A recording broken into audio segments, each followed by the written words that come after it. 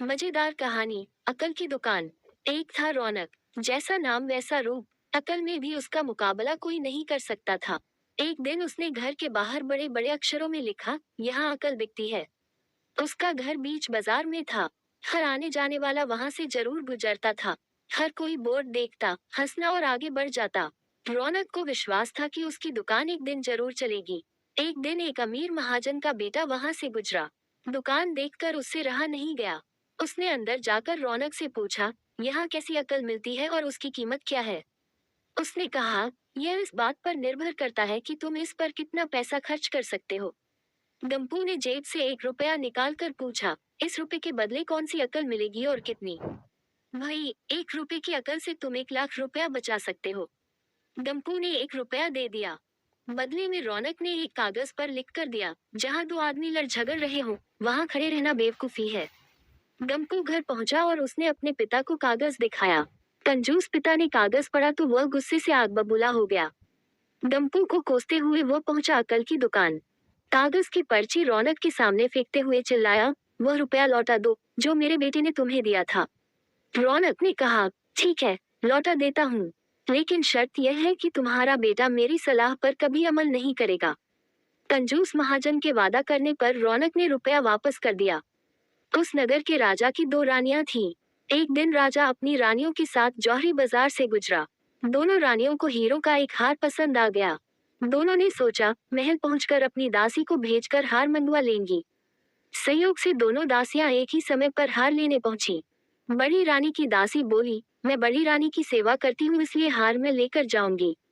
दूसरी बोली, पर राजा तो छोटी रानी को ज्यादा प्यार करते हैं, इसलिए हार पर मेरा हक है।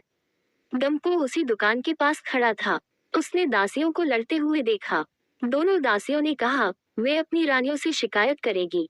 जब बिना फैसले के वे दोनों जा रही थी तब उन्होंने गंपू को देखा। वे बोली, यहाँ जो कुछ हुआ तुम उसके गवाह रहना। दासियों ने रानी से और रानियों ने राजा से शिकायत की। राजा ने दासियों की खबर ली। दासियों ने कहा, गंपू से पूछ लो, वह वहीं पर मौजूद था।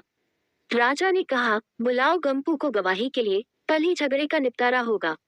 इधर गंपू हैरान, पिता परेशान। आखिर दोनों पहुंचे अकल की दुकान।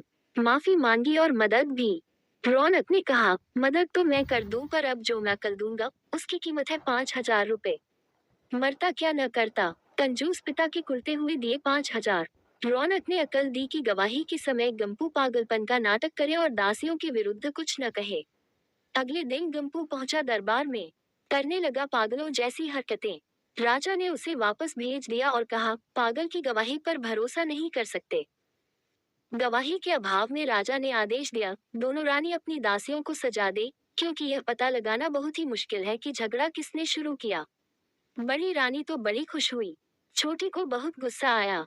गंपू को पता चला कि छोटी रानी उससे नाराज है तो वह फिर अपनी सुरक्षा के लिए परेशान हो गया।